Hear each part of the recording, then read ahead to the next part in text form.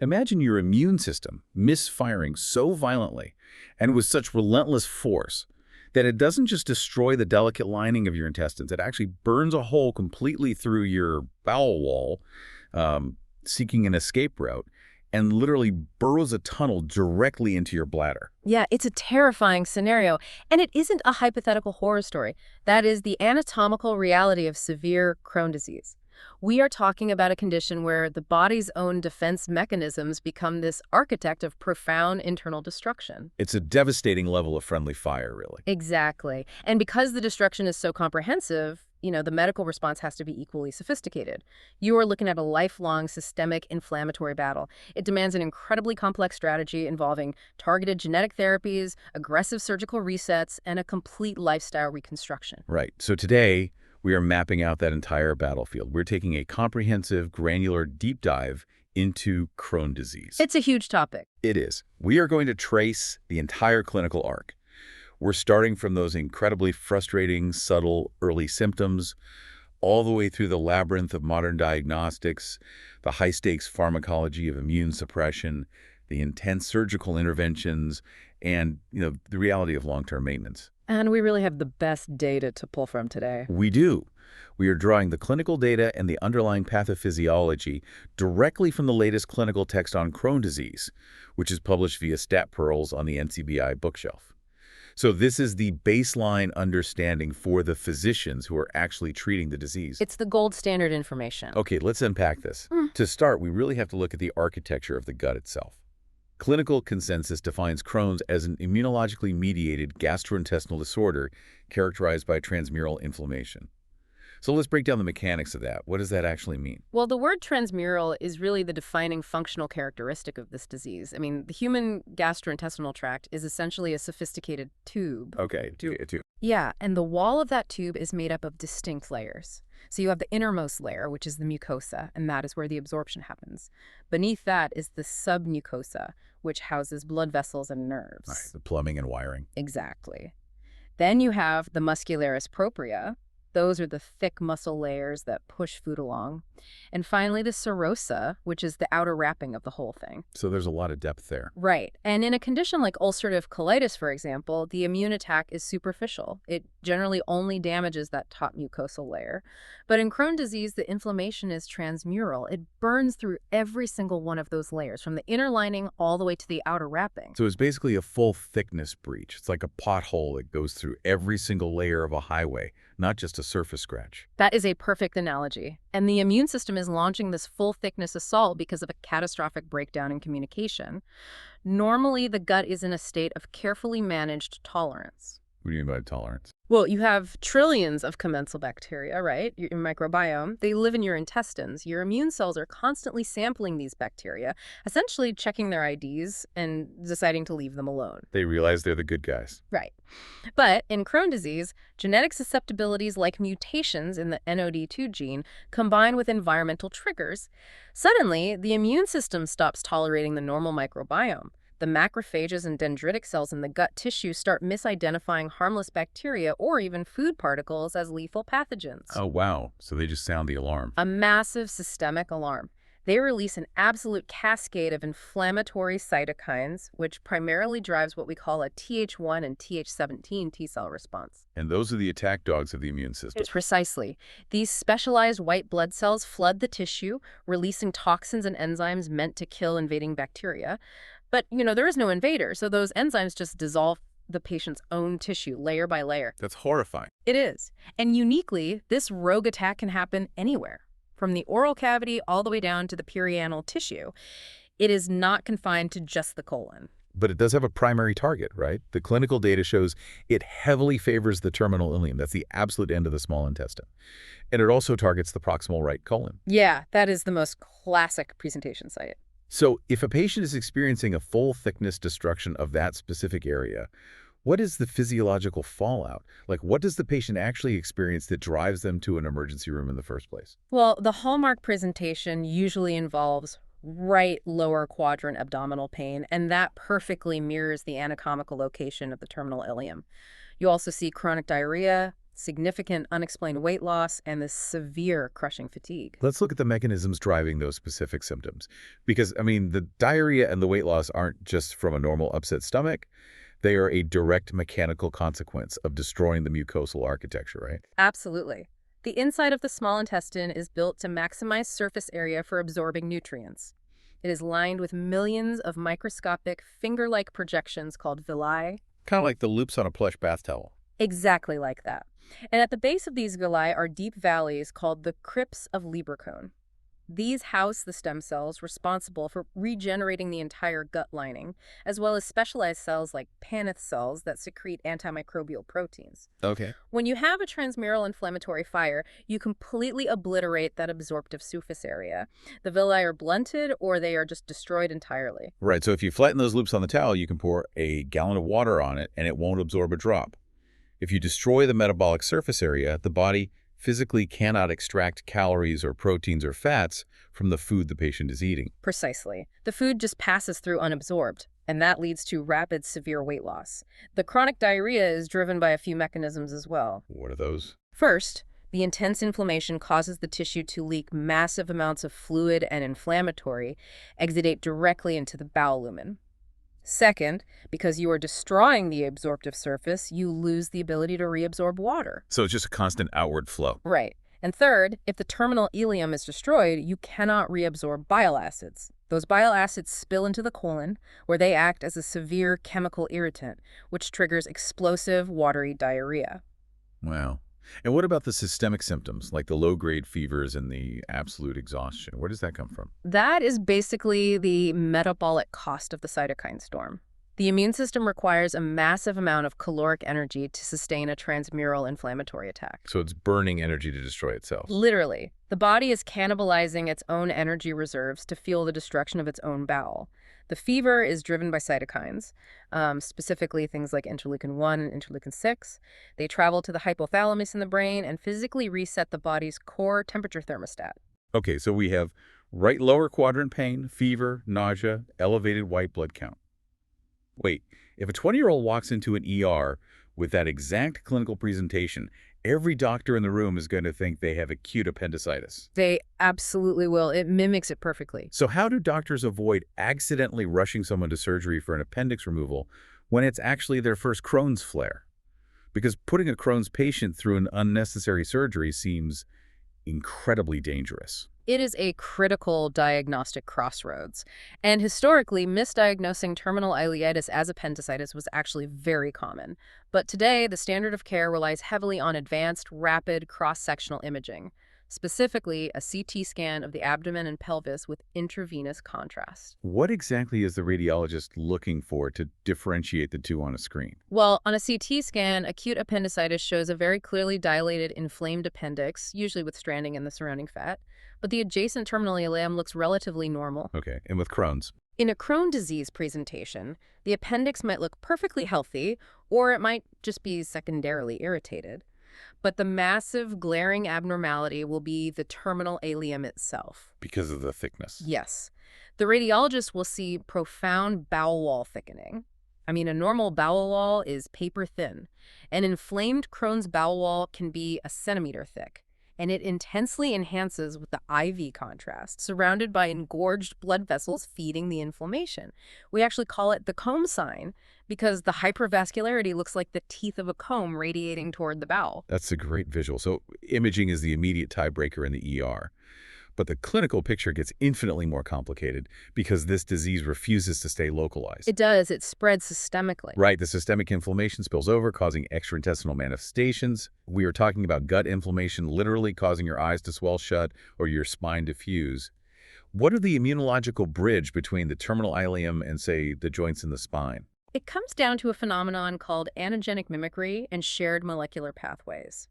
The immune system is generating antibodies and active T cells designed to attack specific proteins in the gut. Okay. However, some of the proteins found in the synovial fluid of your joints, or the uvea of your eye, they look molecularly identical to those gut targets. So it's basically a case of mistaken identity. Exactly. The immune cells circulate through the bloodstream, they encounter the eye or the joint, they mistake those tissues for the gut, and they just launch an attack. It's cross-reactivity. The immune system is looking for a suspect based on a molecular sketch, and it starts arresting innocent bystanders that happen to look similar. That is exactly what happens. We see this heavily linked to the HLA-B27 genetic antigen. Patients with this antigen are highly susceptible to ankylosing spondylitis. What is that? It's a severe form of arthritis where the chronic inflammation eventually causes the vertebrae in the spine to fuse together. It creates this rigid bamboo spine. Oh, wow. That sounds incredibly painful. And the ocular manifestations are equally severe, right? The clinical data notes epistolaritis, which is inflammation of the white part of the eye, and uveitis, which is deep inflammation of the middle layer of the eye. Uveitis is an absolute medical emergency. It causes intense pain, profound photophobia, so sensitivity to light, and if the inflammatory cells are allowed to cluster in the eye, they can cause permanent scarring and blindness. Blindness from a gut disease. That's wild. Mm. And what about the dermatological impacts? Skin ulcers caused by an intestinal disease. Yeah, we see two primary dermatological manifestations. The first is erythema nodosum.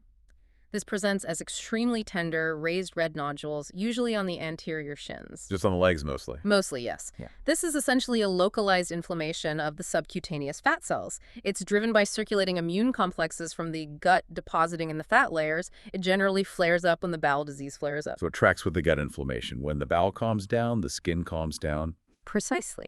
But the second manifestation, pyoderma gangrenosum, operates somewhat independently of the bowel activity, and it is far more destructive. How so?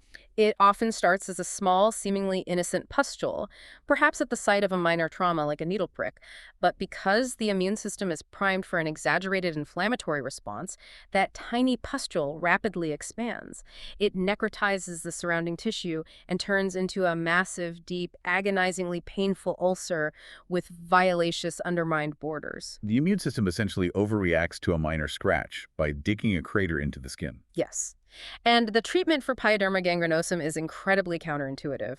A surgeon's first instinct when they see necrotic tissue is to debride it, to cut away the dead tissue to clean the wound. Right, that makes sense. But because this condition is driven by trauma, surgical debridement acts as a massive new trauma, and it will cause the ulcer to explode in size. You have to treat it with aggressive, systemic immune suppression, not a scalpel. That's a huge trap for a doctor to fall into. This whole thing really highlights just how chaotic the diagnostic process can be. A patient might present to an ophthalmologist for sudden blindness or a dermatologist for necrotizing skin ulcer long before their abdominal pain becomes debilitating. Absolutely. The journey to a diagnosis is rarely a straight line. So how does the gastroenterologist actually confirm the diagnosis? I mean, they have to rule out everything from standard food poisoning to ischemic colitis. What is the definitive diagnostic cascade? You start non-invasively with blood and stool analysis looking for specific biomarkers.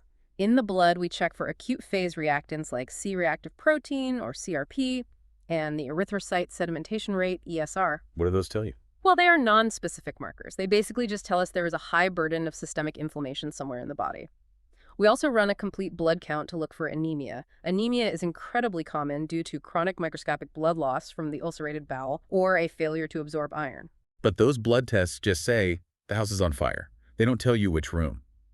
To pinpoint the gut, the clinical data points heavily to stool markers, specifically fecal calprotectin. How does a stool sample act as a diagnostic spotlight? Calprotectin is a zinc-binding protein that is incredibly abundant inside the cytoplasm of neutrophils.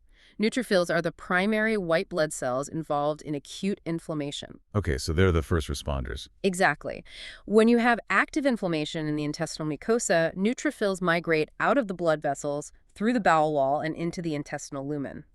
As those neutrophils die and break down, they release all their internal calprotectin directly into the stool. So it's a direct, quantifiable measurement of neutrophil activity inside the gut. Exactly. It is remarkably sensitive.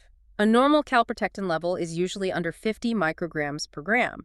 In a patient with active severe Crohn disease, that number can easily soar into the thousands. Wow, so it's a massive spike. It is. It is an invaluable tool not just for initial diagnosis, but for differentiating inflammatory bowel disease from irritable bowel syndrome, which causes similar symptoms but does not involve neutrophil-driven tissue destruction. Okay, so once the biomarkers confirm active gut inflammation, we have to visualize the damage. We discussed CT scans in the ER, but for long-term mapping, the data strongly favors MRI enterography.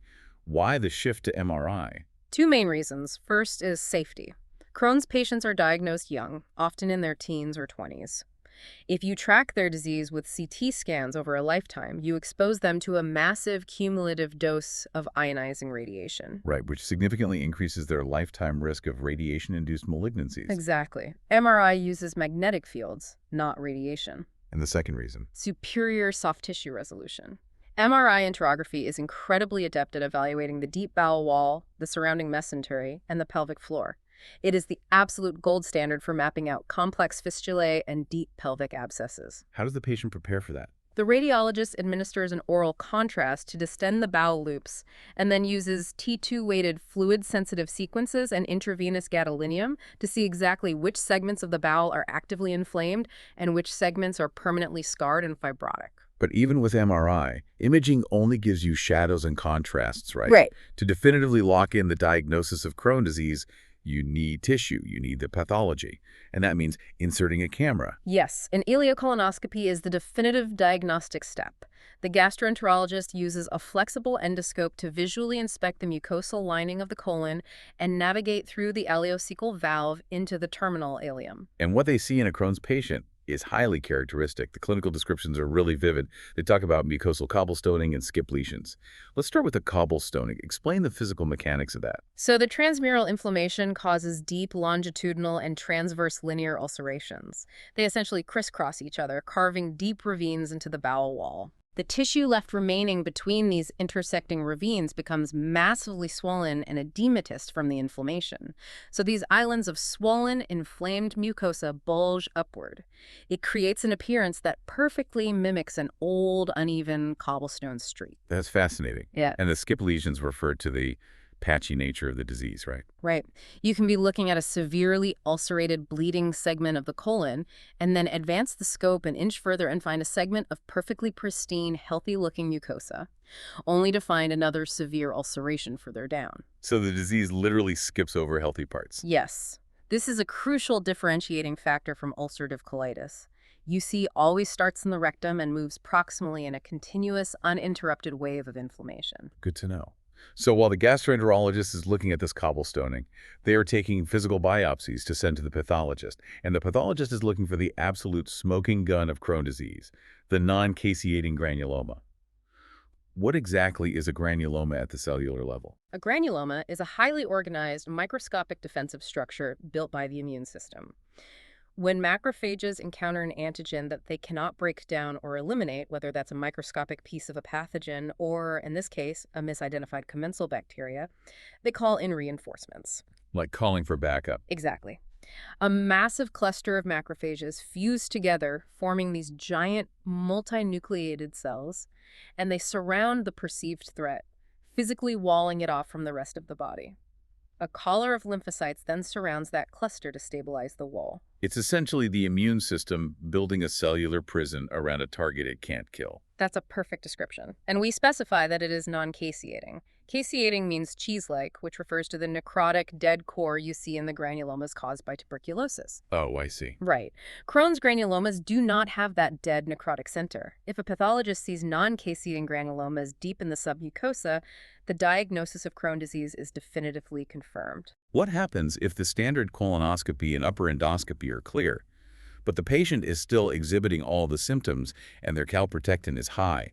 I mean, the disease could be hiding deep in the middle of the small intestine, like the jejunum or the proximal ileum, where a standard scope physically cannot reach. That's a very real problem. The data discusses video capsule endoscopy, or VCE, as the solution, but with a massive bolded warning attached. Let's talk about VCE first. VCE is a marvel of miniaturization. The patient swallows a pill-sized capsule containing a light source, a camera, and a wireless transmitter. As the peristalsis of the gut naturally pushes the capsule through the 20 feet of small intestine, it takes tens of thousands of high-resolution photographs, transmitting them to a recorder worn on the patient's belt. So it allows you to visualize the entire mucosal surface of the small bowel without surgery. Yes, but the risk is mechanical. Because of strictures. Yes. If the patient has had undiagnosed chronic inflammation, they may have developed a stricture, a tight fibrous narrowing of the bowel lumen. If the patient swallows that capsule and it hits a severe stricture, the capsule cannot pass. it becomes impacted. Oh, no. It acts like a cork in a bottleneck. And that triggers a complete, acute, small bowel obstruction. Which turns a diagnostic test into a surgical emergency. The patient might literally have to go to the operating room to have their abdomen open just to retrieve the camera. That's terrifying. How do you prevent that? You perform a patency capsule test first.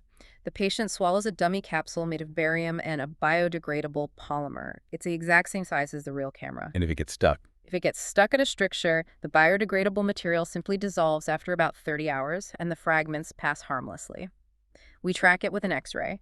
If the patency capsule passes intact, we know it is safe to proceed with the actual video capsule. Okay, the puzzle is solved. The imaging confirms the bowel thickening. The endoscopy shows the cobblestoning. The pathology confirms the granulomas. The patient is sitting in the consultation room, and the physician officially delivers the diagnosis: Crohn disease. Now, the interprofessional team has to initiate the counterattack. And according to the clinical consensus, medical therapy is strictly divided into two distinct tactical phases: induction and maintenance. Let's break down the strategy. The strategy is dictated by the reality of the immune response. When a patient is symptomatic, they are in an active flare. The tissue is actively being destroyed, the patient is in agony, and they are at immediate risk of complications. Right. The goal of the induction phase is overwhelming, rapid suppression. You need to put the fire out as fast as pharmacologically possible, usually aiming for clinical remission within 12 weeks. But you can't maintain that level of overwhelming suppression forever without destroying the patient. Exactly. Once the acute fire is extinguished, you transition to the maintenance phase. The goal here is completely different. You use long-acting, targeted medications to keep the immune system dialed back just enough to prevent the fire from reigniting. You're maintaining a durable, deep mucosal healing while minimizing long-term toxicity. Let's walk through the pharmacological arsenal. We'll start from the bottom of the ladder with mild disease. The data mentions 5-aminosalicylates, or 5 ASAs, like mesalamine. But their role in Crohn's seems highly debated compared to their effectiveness in ulcerative colitis. Why is that? Well, 5 ASAs are topical anti-inflammatory agents. They work locally on the mucosal surface, interfering with the production of inflammatory prostaglandins and leukotrienes. They are brilliant for superficial inflammation in the colon. But remember, Crohn's is transmural. Exactly. A topical anti-inflammatory simply cannot penetrate deeply enough into the bowel wall to shut down a transmural attack. Furthermore, most 5-ASA formulations are designed to release their active ingredient in the colon. If the patient's disease is located exclusively in the small intestine, the drug literally passes right over the inflamed tissue without doing anything. They have a very narrow, limited utility in Crohn disease. Okay, so when the local agents fail, or if the patient presents with moderate to severe inflammation right out of the gate, the clinical algorithms immediately escalate to systemic corticosteroids. We are talking about high-dose oral prednisone or intravenous methylprednisolone if they are hospitalized.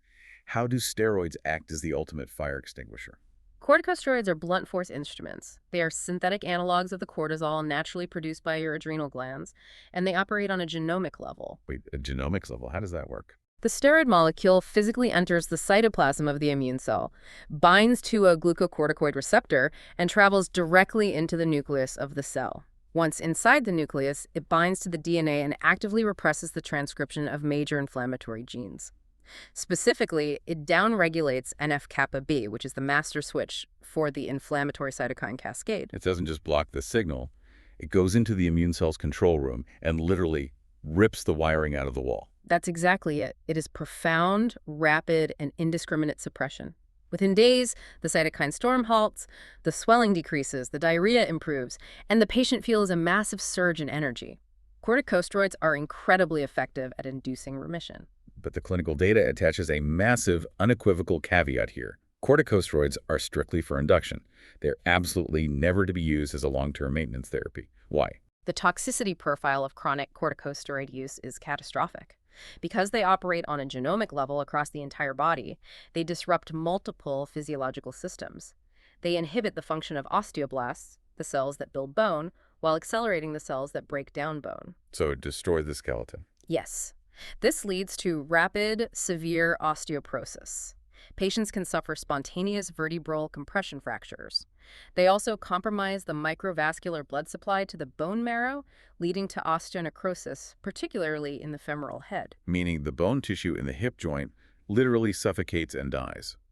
which would require a total hip replacement in a young patient. That's tragic. Yes, it is. They also cause profound immunosuppression, leaving the patient vulnerable to lethal opportunistic infections. They induce insulin resistance, triggering diabetes. They cause fluid retention, severe psychiatric disturbances ranging from mania to clinical depression, and complete suppression of the patient's own adrenal glands. That is a terrifying list of side effects. It is. The imperative is to use steroids strictly as a temporary bridge. You use them to extinguish the acute fire, and while they are working, you immediately initiate a slower-acting maintenance medication. As soon as the maintenance drug takes effect, you meticulously taper the steroids off. Which brings us to those maintenance drugs. The traditional step-up is to use immunomodulators, specifically the thiopurines, azathioprine and 6-mercaptopurine. How do these drugs alter the immune landscape over the long term? Thiopurines are purine antimetabolites. They essentially masquerade as the building blocks of DNA. When a highly active immune cell, like a dividing T cell, tries to replicate its DNA to mount an attack, it accidentally incorporates the thiopurine molecule into its new DNA strand. And then what? This structurally breaks the DNA chain, triggering apoptosis. The cell physically destroys itself. By preventing the rapid proliferation of T cells, you slowly starve the inflammatory response of its primary foot soldiers. But it's a slow starvation, right? The data notes it can take 8 to 12 weeks, sometimes up to 4 months, for thiopurines to actually reach therapeutic efficacy. That's why the steroid bridge is so necessary. You can't just leave a patient in an active flare for a quarter of the year waiting for the thiopurine to work. Exactly. And the pharmacology of thiopurines requires an incredibly complex metabolic balancing act. Azathioprine is a prodrug. It does nothing on its own. The liver metabolizes it into 6-mercaptopurine, which is then further metabolized by several different enzymes into the final active compound, 6-thioguanine nucleotides, or 6-TGN. And this is where personalized medicine and genetics collide with pharmacology. The clinical data explicitly mandates testing for the TPMT enzyme before you ever write a prescription for a thiopurine. What is the catastrophic risk if you skip that test? TPMT thiopurine methyltransferase is the primary enzyme responsible for metabolizing the thiopurine into an inactive, harmless byproduct, allowing the body to safely clear the drug. The activity level of this enzyme is entirely dictated by genetics. About 1 in 300 individuals have genetic mutations that result in essentially zero TPMT enzyme activity. Wait, zero activity. So what happens if you give a standard weight-based dose of azathioprine to a patient with zero TPMT? Because they cannot clear the drug, the metabolic pathway is shunted entirely toward creating 6-TGN. The active DNA-breaking compound builds up to massively toxic lethal levels. It completely ablates the bone marrow. Ablates it. Yes. The patient stops producing white blood cells, red blood cells, and platelets. They develop profound, life-threatening myelosuppression and can die from overwhelming sepsis or hemorrhage. By checking the patient's genetic profile or enzyme activity beforehand, the physician knows instantly if the drug is a lethal poison for that specific patient, or if they just need a heavily reduced dose. Wow, so that test is an absolute lifesaver. There is another immunomodulator used for maintenance, often when thiopurines fail, methotrexate. It operates by inhibiting folate metabolism, preventing DNA synthesis in immune cells, but the data attaches a severe, absolute contraindication regarding pregnancy. What's the danger there? Methotrexate is highly teratogenic. Because it starts rapidly dividing cells, it doesn't just stop immune cells, it stops the rapid cellular division of a developing embryo. It causes severe, catastrophic birth defects, neural tube defects, and fetal death. It also impairs spermatogenesis in men. So it affects both men and women. Yes. The clinical protocol is absolute. Any woman of childbearing potential and any man taking this drug must adhere to strict, highly effective multi-barrier contraception while on the medication, and for a minimum of 3 to 6 months after discontinuing it to ensure the drug is completely cleared from the gonadal tissue. Okay, so thiopurines and methotrexate are the traditional maintenance workhorses. But what if the patient has deeply fistulizing disease, or the thiopurines simply fail to hold the line? The medical strategy has to escalate to the absolute pinnacle of modern pharmacology. We enter the era of biologics. Biologics represent a fundamental paradigm shift in treating autoimmune disease. Instead of broadly suppressing the entire immune system with a blunt instrument like a steroid or an anti-metabolite, biologics are highly engineered, large molecule monoclonal antibodies. They are designed in a laboratory to hunt down, bind to, and neutralize one specific molecular target in the inflammatory cascade. The vanguard of this class are the anti-TNF agents, infliximab, adalimumab, and certolizumab pegol. What is the specific target here, and why is neutralizing it so effective? The target is tumor necrosis factor alpha, or TNF alpha. This is a master pro-inflammatory cytokine. Think of it as the primary chemical general coordinating the entire transmural attack. It recruits inflammatory cells, prevents them from dying naturally, and triggers the release of tissue-destroying enzymes. Okay, so it's calling all the shots. Exactly. Anti-TNF biologics are antibodies that physically bind to the circulating TNF alpha molecules, neutralizing them before they can attach to receptors on the target tissues. By eliminating the general, you dismantle the entire coordinated attack. And the clinical response is dramatically faster than the older drugs. We are talking about significant symptomatic improvement, often within 2 to 4 weeks. And the data shows they are incredibly effective for healing deep fistulas, which historically were completely refractory to medical treatment. They are life-altering drugs, but because they are large proteins, they introduce a unique pharmacological challenge: immunogenicity. The patient's immune system recognizes the biologic drug itself as a foreign protein and can develop anti-drug antibodies against it. Wait, so the body builds a weapon against the weapon you are using to treat the disease? That's wild. Precisely. If a patient develops high levels of anti-drug antibodies against infliximab, the drug is neutralized and rapidly cleared from the bloodstream before it can do its job. The patient experiences a secondary loss of response.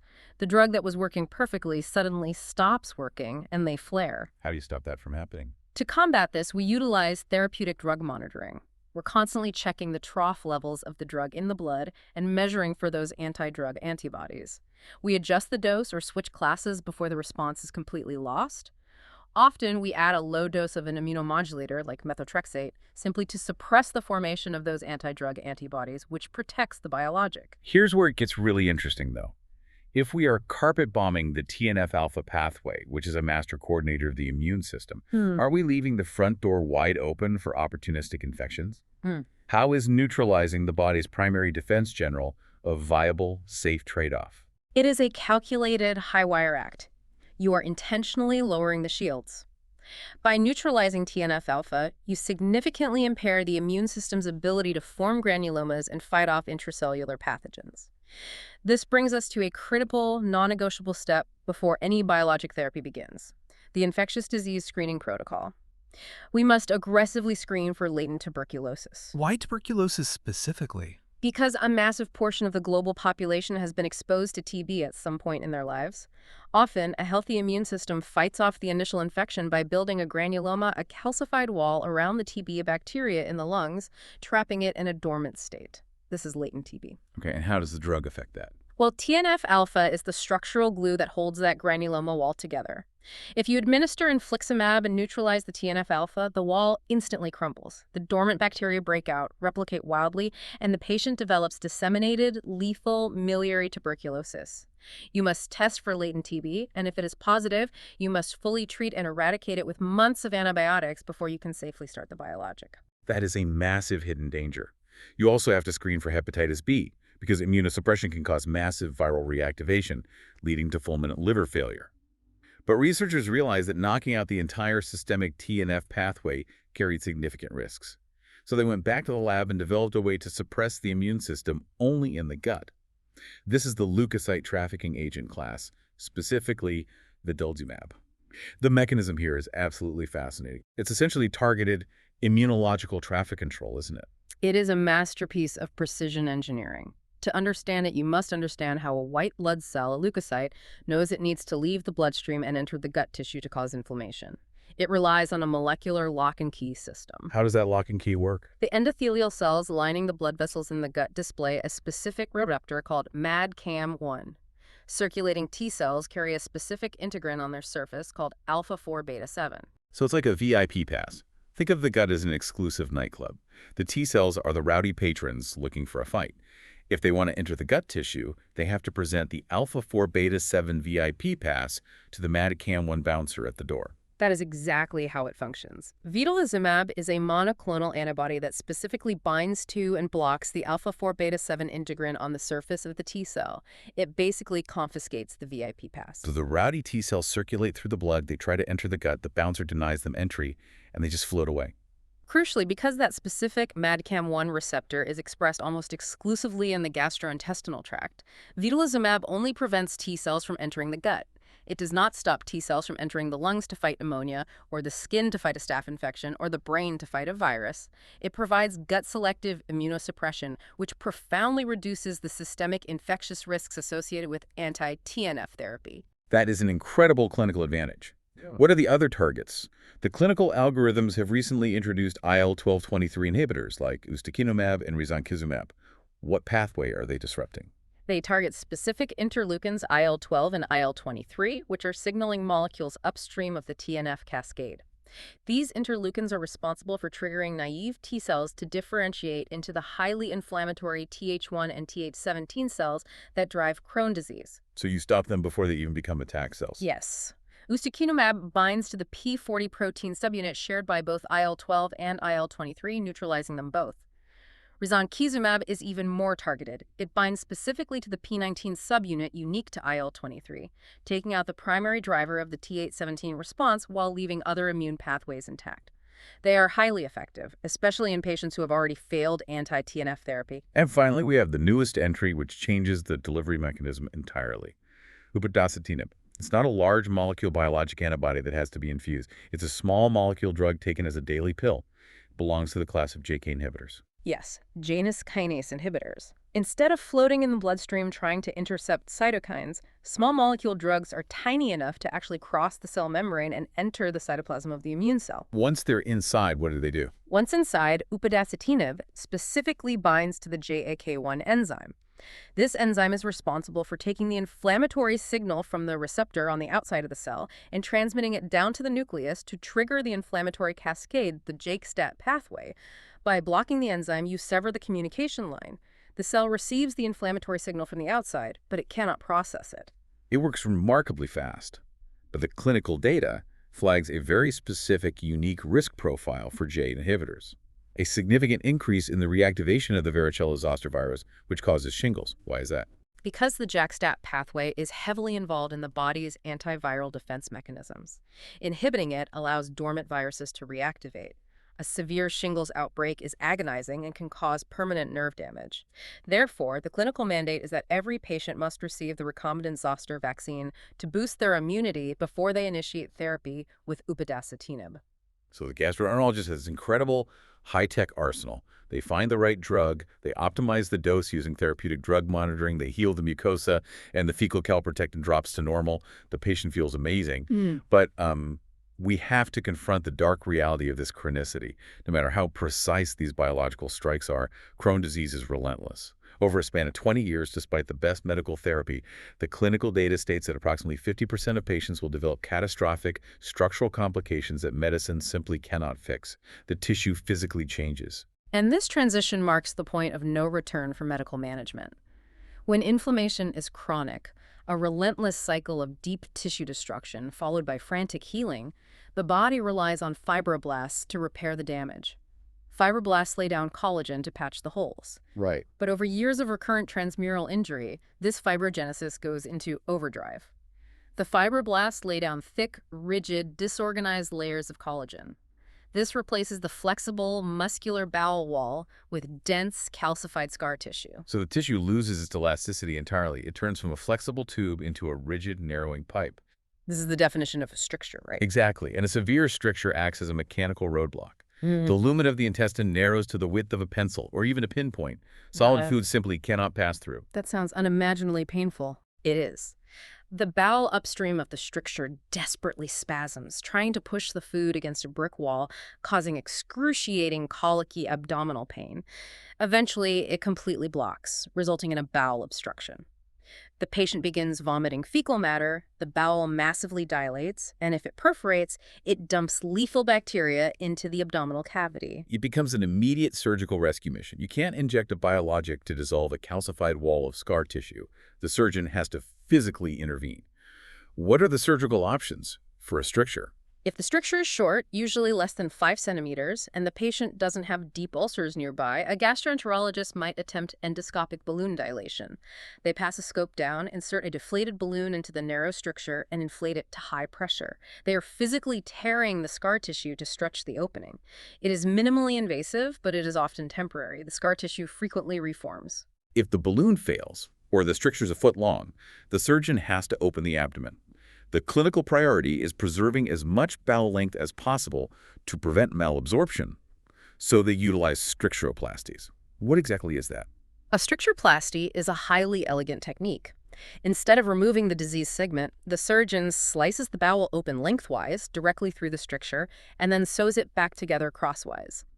This fundamentally changes the geometry of the bowel, widening the narrowed lumen without actually resecting or cutting away any of the intestine. Oh, that's clever. But if the tissue is too destroyed, or if there are multiple strictures clustered together, they have no choice but to perform a resection, right? They physically cut out the diseased section of the pipe and sew the healthy ends back together, which is called an anastomosis.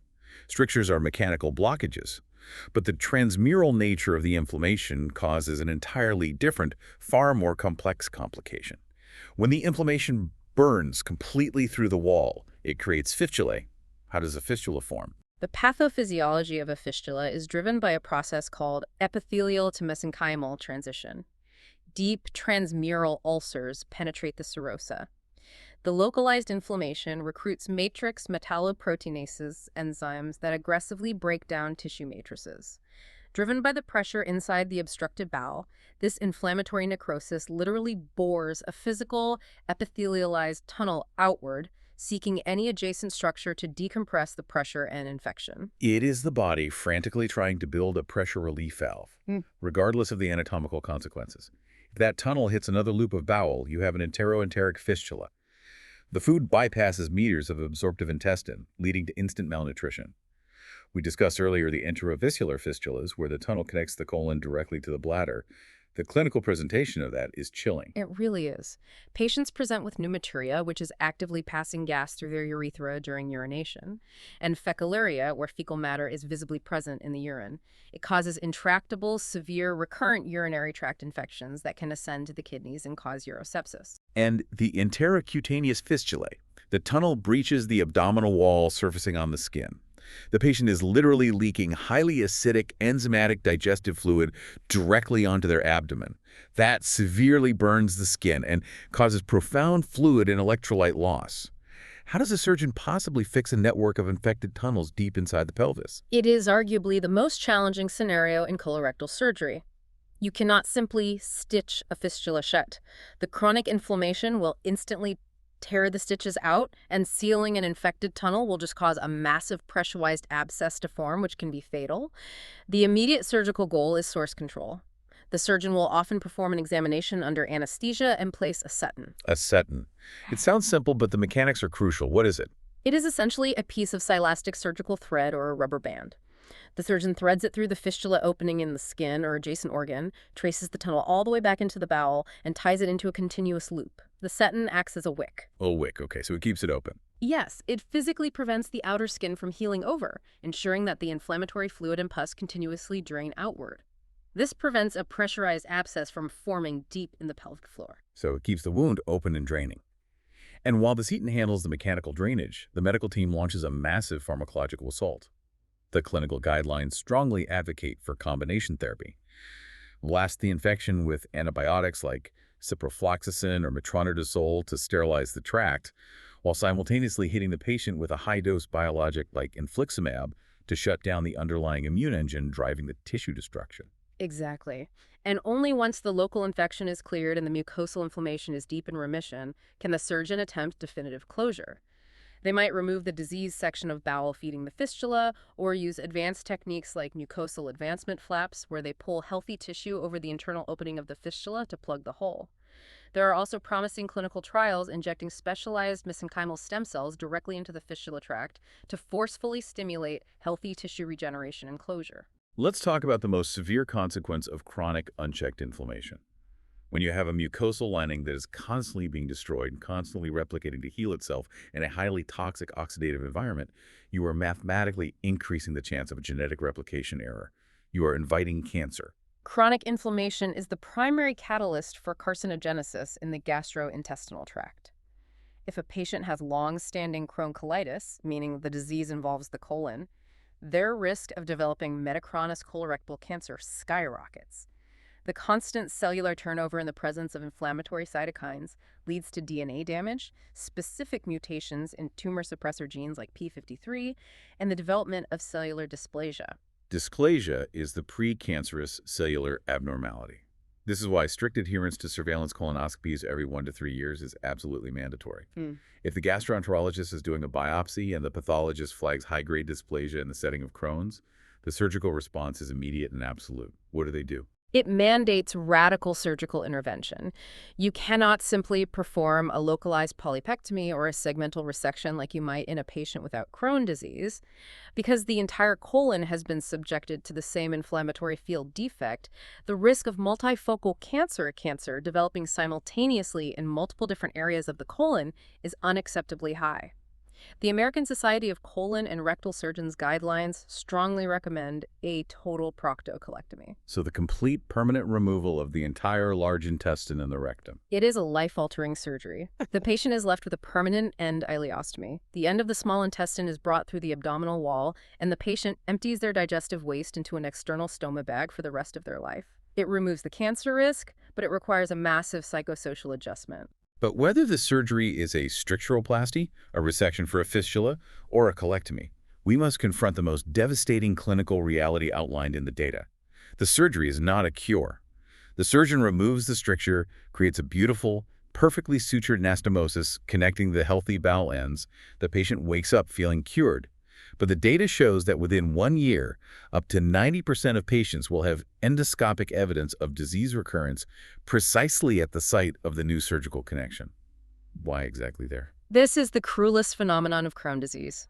The underlying immunological defect, the circulating memory T cells, the genetic dysregulation remains perfectly intact in the patient's immune system. We believe the physical trauma of the surgical incision, combined with the sudden shift in the local microbiome at the anastomosis site, acts as a massive magnet for the immune system. So it calls the inflammation back to the scene of the crime. Basically, the circulating inflammatory cells are drawn directly to the fresh stitches, and they immediately restart the transmural attack. It targets the exact spot the surgeon just tried to fix. So how do doctors convince a patient to go under the knife if it just comes back? Well, it comes down to reality. You have a life-threatening bowel obstruction or severe quality-of-life impairment. Surgery is a rescue mission, which is why postoperative prophylaxis is standard protocol. We do not wait for the patient to develop symptoms again.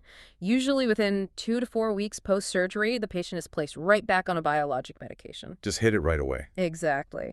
The goal is to aggressively suppress the immune system before the microscopic recurrence can develop into macroscopic ulcers. We monitor them with a colonoscopy at 6 months post-op, utilizing the Rutgert scoring system to visually grade any recurrent ulcers at the anastomosis. Then we adjust the medication upward if the disease is trying to break through. This highlights why surgery is classified as a rescue mission, not a definitive solution. The goal is to avoid surgery through optimized medical therapy. But medical therapy is only one half of the equation. What a patient does outside the infusion center in their daily life has a profound biochemical impact on their disease trajectory. We have to look at the massive nutritional deficits and the lifestyle modifications required to maintain remission. Nutrition in Crohn disease is exceptionally complex because it is not merely about poor dietary choices. It is about profound mechanical malabsorption. If you have extensive mucosal destruction in the jejunum and the ileum, or if a surgeon has removed massive segments of the bowel, you develop short bowel syndrome. The physical transit time of food is so fast, and the absorptive surface area is so depleted that the body faces a severe systemic nutritional collapse. The clinical data meticulously outlines the deficits. You lose the ability to absorb dietary iron, leading to severe microcytic anemia. The loss of mucosal integrity causes massive leakage of serum albumin, leading to edema. You cannot absorb fat-soluble vitamins A, D, E, and K, meaning the patient cannot absorb dietary calcium, which just exacerbates the severe bone density loss already caused by corticosteroid use. And then there is the absolute criticality of vitamin B12. Why is B12 such a big deal here? The absorption of vitamin B12 is a highly specialized, geographically restricted mechanism. B12 in food binds to a protein called intrinsic factor in the stomach. This intrinsic factor B12 complex travels down the entire length of the digestive tract untouched. Okay. The only place in the entire human body that expresses the specific tubulin receptors necessary to grab that complex and pull the B12 across the mucosal wall is the terminal ileum. The exact epicenter of Crohn's inflammation. Yes. If the terminal ileum is destroyed by ulcers or surgically resected, dietary B12 absorption drops to absolute zero. Severe B12 deficiency disrupts DNA synthesis, causes megaloblastic anemia, and leads to subacute combined degeneration of the spinal cord. What does that mean for the patient? It means irreversible, devastating neurological damage, causing loss of proprioception, severe neuropathy, and cognitive decline. These patients require lifelong intramuscular B12 injections to entirely bypass the gastrointestinal tract. This physiological reality reframes the entire concept of diet. It introduces an immense psychological burden. Imagine the cognitive dissonance of eating a massive, calorically dense meal, and yet your body is starving at a cellular level. It generates profound anxiety around food because eating fundamentally triggers the mechanical pain of strictures and the inflammatory diarrhea. Are there medical diets that can actually bypass the need for digestion entirely? Yes, through the use of exclusive enteral nutrition, or EN. These are highly engineered elemental liquid diets. The biochemical premise is that all the macronutrients have been completely pre-digested down to their elemental molecular building blocks. The proteins are supplied as individual amino acids, the fats are medium-chain triglycerides. So it requires absolutely zero enzymatic work or mechanical churning from the inflamed bowel. Precisely. It is instantly absorbed in the extreme proximal portion of the small intestine. It places the distal small bowel and the colon into a state of complete mechanical and metabolic rest. Furthermore, by removing complex dietary antigens and altering the nutrient supply, EEN induces a massive rapid shift in the gut microbiome, starving the inflammatory bacteria. And the data shows it works brilliantly. In pediatric patients, drinking nothing but an elemental diet for 6 to 8 weeks induces mucosal healing and deep remission at rates comparable to high-dose systemic corticosteroids, but without the devastating toxicity to their growing bones. It is the first-line therapy in many pediatric centers. But the clinical data is equally clear about adult patients. It largely fails due to profound non-adherence. If an elemental diet genuinely reduces inflammation, why can't adults just power through and drink the medical shakes? Is it just a lack of willpower? It isn't about willpower. It's a matter of long-term psychosocial viability. Elemental formulas are notoriously unpalatable. They are bitter, chalky, and monotonous. You are asking an adult to drink multiple liters of this fluid every day, consume zero solid food, and completely withdraw from the sociocultural foundation of adult life. Sharing meals, business dinners, holidays. It would be incredibly isolating. It is. More importantly, the remission is biologically fragile. The moment the patient stops the exclusive liquid diet and reintroduces complex solid food, the microbiome shifts back, the antigens return, and the inflammation instantly flares. It is not a sustainable maintenance strategy for a functioning adult. Therefore, we utilize dietitians to engineer highly individualized diets, perhaps a low FODM diet to reduce gas and bloating, or a low residue diet to prevent mechanical obstruction in a patient with a stricture, but we rely on the pharmacology, the biologics, to suppress the actual disease. Beyond diet, there is specific, non-negotiable lifestyle modifications required to protect the integrity of the mucosal barrier and prevent surgical recurrence. The clinical data identifies one specific environmental factor as absolutely catastrophic: smoking. Why is smoking so bad for Crohn's? The clinical data regarding smoking and Crohn's disease is unequivocal. Smoking tobacco is the single most powerful environmental catalyst for both developing the disease and accelerating its severity. The pathophysiology is multifaceted. Nicotine and the thousands of toxic compounds in smoke induce severe microvascular ischemia. They constrict the tiny blood vessels supplying oxygen to the gut mucosa. So you are physically starving the healing tissue of oxygen. Yes. Furthermore, smoking alters the epigenetic expression of macrophages, driving them toward a highly inflammatory phenotype, and it profoundly dysregulates the microbiome. Clinically, smokers with Crohn's disease require higher doses of steroids, escalate to biologics faster, develop more strictures and fistulae, and have a massively accelerated rate of postoperative recurrence. A surgeon will often refuse to perform an elective anastomosis on a patient who continues to smoke because the failure rate is simply too high. Smoking cessation is as vital to the treatment plan as the infliximab infusion. The other major lifestyle danger is hidden in over-the-counter medication. The data strictly contraindicates the use of NSAIDs, non-steroidal anti-inflammatory drugs like ibuprofen, naproxen, or diclofenac, which presents a massive clinical paradox for the patient, right? It absolutely If does. you are a patient suffering from the extraintestinal manifestations of Crohn's, your spine is inflamed from ankylosing spondylitis, or your knees are swollen with arthritis, your immediate logical instinct is to reach for a bottle of anti-inflammatory Advil to manage the joint pain. Why is that so dangerous? It comes down to the inhibition of cyclooxygenase, or the COX enzymes. NSAIDs relieve joint pain by inhibiting COX-1 and COX-2 enzymes, which shuts down the production of inflammatory prostaglandins. However, in the gastrointestinal tract, those specific prostaglandins are absolutely vital for survival. How so? They regulate mucosal blood flow and stimulate the goblet cells to produce the thick mucosal layer that protects the intestinal lining from the acidic environment and the microbiome. Oh, wow. So by taking the NSAID, you strip away the protective armor of the gut. Exactly. NSAIDs cause direct toxic injury to the enterocytes. They induce increased intestinal permeability, a leaky gut allowing bacterial antigens to flood into the submucosa. In a healthy person, an NSAID might cause a mild stomach ulcer. In a Crohn's patient whose immune system is already hyperreactive, taking ibuprofen can instantly trigger massive mucosal ulceration and a catastrophic full-blown disease flare. Pain management must be meticulously coordinated without NSAIDs. Which perfectly illustrates the overarching theme of this entire discussion. The sheer complexity of the pharmacology, the devastating reality of the surgical complications, the delicate tightrope of the nutritional biochemistry. It creates a clinical landscape that is impossible for a single practitioner to navigate. The management of Crohn's disease requires a highly synchronized interprofessional medical village. It really does demand a multidisciplinary approach because the disease attacks multiple systems simultaneously.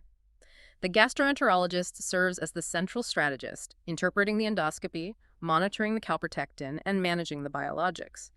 The colorectal surgeon acts as the tactile rescue unit, intervening precisely when fibrotic strictures or fistulae necessitate resection or stricturoplasty. But the infrastructure holding the entire plan together relies on the allied health professionals.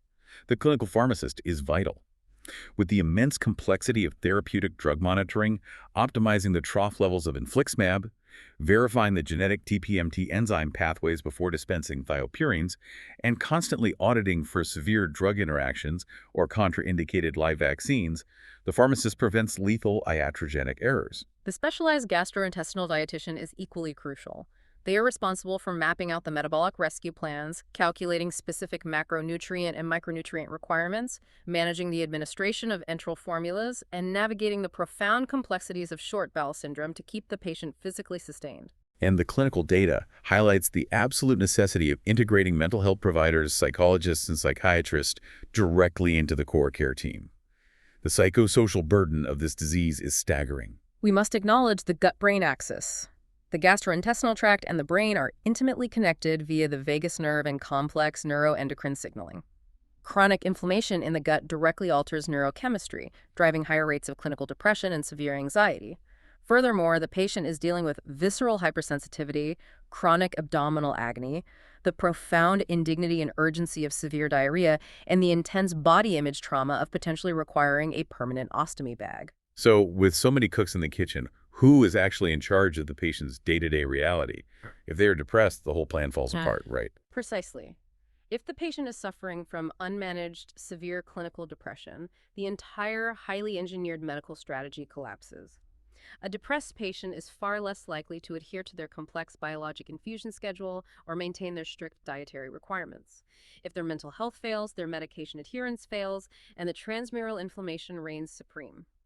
Treating the psychological trauma is not an auxiliary luxury. It is a fundamental requirement for achieving long-term mucosal healing and survival. The patient is the ultimate captain of the ship, and the team's goal is to empower them. We have mapped an incredible, highly complex physiological battlefield today. We started by dissecting the underlying genetic and immunological misfires that trigger the transmural disruption. We tracked the systemic collateral damage across the joints and eyes. We explored the high-stakes diagnostic triage, utilizing calprotectin and MRI enterography to find the non-case-eating granulomas. We weighed the immediate blunt force trauma of corticosteroid induction against the highly engineered, targeted maintenance of monoclonal antibodies and J-echo inhibitors. We face the irreversible structural damage of fibrotic strictures and the complex surgical architecture required to manage fistulae. And we recognize the profound daily discipline required regarding nutrition and lifestyle. It really highlights the resilience required from the patient and the incredible rapid evolution of the scientific community's understanding of mucosal immunology. Which leads to a final, truly remarkable concept buried deep within the clinical data. The Stat-Pearl's text notes that the normal, healthy intestinal mucosa possesses an astronomically high regenerative capacity. Driven by the LGR5 positive stem cells hidden deep within those crypts of Lieberkühn, the entire cellular lining of your gastrointestinal tract physically replaces itself, shedding the old cells and generating a completely new lining every single week.